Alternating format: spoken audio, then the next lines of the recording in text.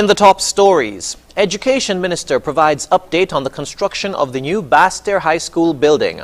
Brazil's Bolsonaro under pressure as COVID deaths surpass 300,000, and EU tightens COVID vaccine export rules as a third wave builds. Hello and welcome to the ZIZ Midday Newscast. Today's Thursday, March 25, 2021. I'm Jason Davis. Nationally, Minister of Education, the Honorable Jonell Powell, says plans are moving ahead for the construction of the new Baster High School. During the Prime Minister's press conference earlier this week, Minister Powell said several preliminary steps are already underway. We have made the initial mobilization payment already, and we are now in the process of finalizing the employer's liability insurance that is required to begin the hoarding process and to erect fencing and signage at the site. He said the Department of Public Works is also preparing to start the tendering process to receive bids from local contractors to begin the major work. The new school will be built at Ponds Extension and will feature 32 classrooms, a music center with 2 dedicated music rooms, 4 science labs and 6 computer labs, as well as an auditorium which seats at least 1,200 persons and upgraded sport facilities. Wanted man Alexis Liddy of Limekiln has been charged for burglary, larceny and malicious damage. Liddy was arrested and charged on March 22 for building breaking, larceny and malicious damage, which were committed on March 6. He was also charged for burglary committed on March 7 and 2 counts of malicious damage, which were committed between March 7 and 8. Liddy, who was a wanted man on Friday, March 19, turned himself in on Saturday, March 20, with his attorney present. The TDC group of companies will be giving their support to the local farming community this weekend with the hosting of their annual Farmers Market on Saturday at their home and building depots in St. Kitts and Nevis. Marketing assistant at TDC, Dominic Matthew, explained that this activity is part of the company's Farmers Appreciation Month initiative, which normally takes place in March and incorporates activities and sales to show solidarity for local farmers. Traditionally, in the month of March, we normally host our Farmers Appreciation Month. It's a 2-prong event where we attach a sales offering to it, where we offer special incentives on agro products, hoses, seeds, anything that's to do with agriculture. And it's not specific to the farming community. We also recognize now that there are changes and it has grown wider to include backyard, livestock, fishermen, of course. So we have broadened the scope to recognize farmers during the month by offering a special 20% discount on those particular products. Also, we've worked with the sales representatives in that community in both St. Kitts and Nevis at both stores to go out into the field and to meet farmers and to offer advice and so forth and to interact one-on-one, not just to bring the sales idea but to kind of strengthen the relationship we have with the farming community. He said this initiative has been ongoing since 2012, and on Saturday, persons can expect to get a wide variety of fresh farm produce and plants at the mini marketplace which will be constructed. It's where we create a mini stall in our parking lots in both St. Kitts and Nevis, and we invite local farmers from across the spectrum. So this time around, in St. Kitts, we're doing plants as well. So we're inviting an agronomist to come and sell plants, and they'll be selling their produce at both locations in St. Kitts and Nevis. We've been doing this since 2012. This again is another way for us to bring farmers to our store, to meet our customers, and to offer the same incentives they would at a public market or at another stall or at their own place. As it relates to ensuring food security, Matthew stressed the importance of partnering with local farmers. We've been doing this for quite some time, like I mentioned, and with the onset of COVID, it's now even more important that we recognize the possibilities and recognize the opportunities for us to work with the farming community as a business house to continue to provide fresh food to our local people that is secure and safe. As opposed to importing products that might have pesticides, we have the guarantee that they're produced here locally, so it's organically grown and fresh. The TDC Farmers Market will be held at their home and building depot on Frigate Bay Road in St. Kitts and Pinney's Industrial Estate in Nevis and runs from 9 a.m. until 1 p.m.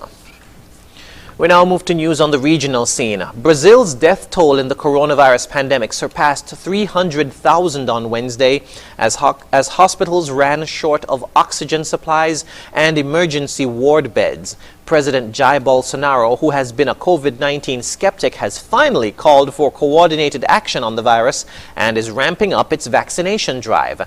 Al Jazeera's Monica Yanikev reports. As Brazil's COVID death toll keeps growing, women across Brazil have joined hands to embroider their grief and the names of all those who died from COVID-19. This panel has 2.5 meters but represents only 0.1% of the number of victims.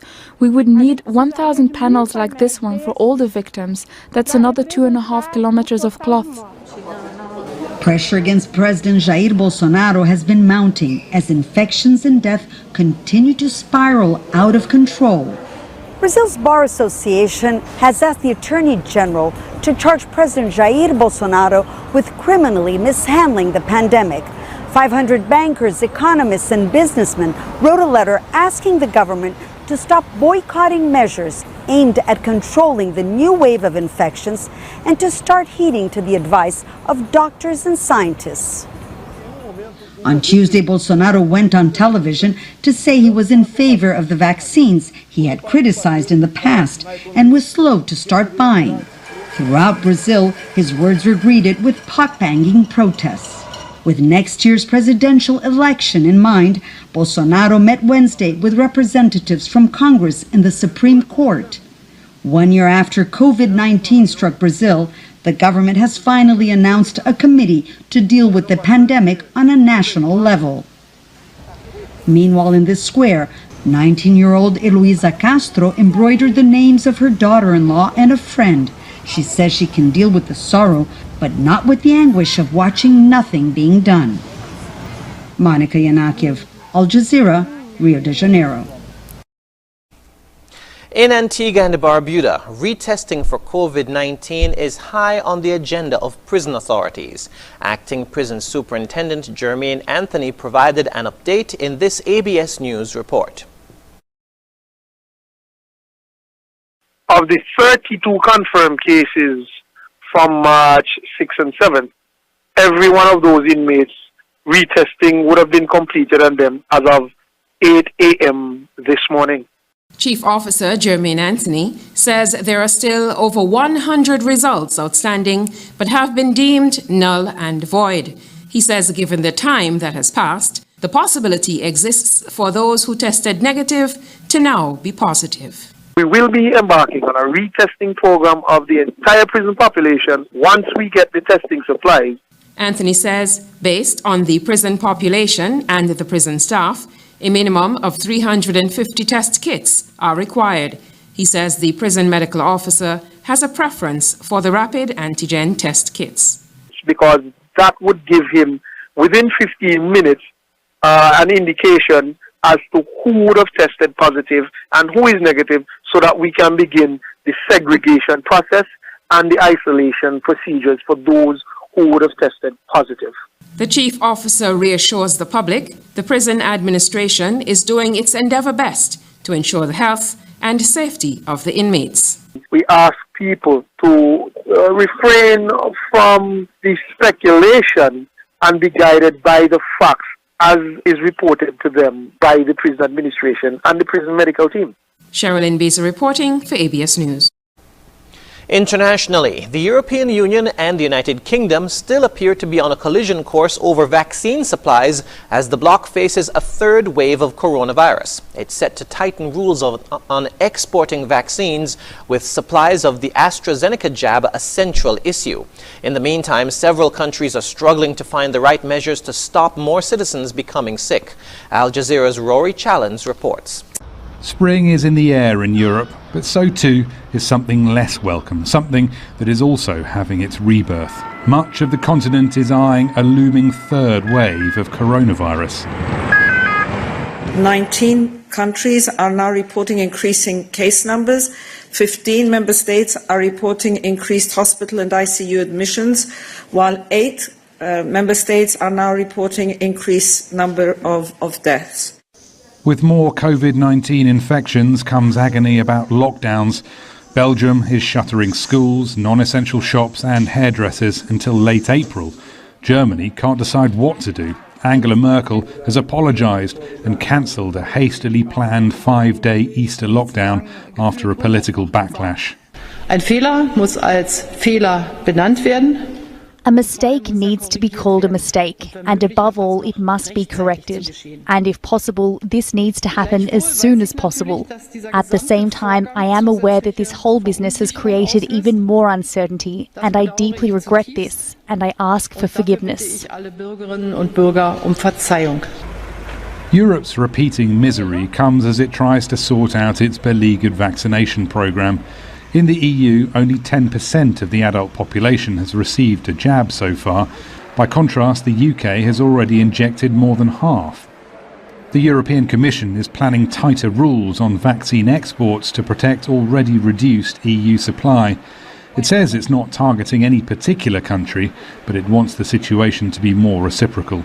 Since the introduction of the export authorization system, some 10 million doses had been exported from EU to UK, and 0 doses had been exported from UK to EU. According to the French government, 29 million AstraZeneca vaccine doses were discovered at the weekend in a police inspection of a plant in Italy. The drug maker insists most were for EU consumption, not export. France says a shipment block should be considered if that's not true. It adds confusion to an already fraught atmosphere. Rory Challens, Al Jazeera.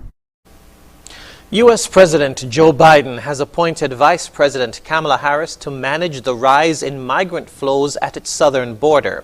Harris will lead U.S. efforts primarily with Mexico and also Honduras, Guatemala and El Salvador to stem the flow of migration.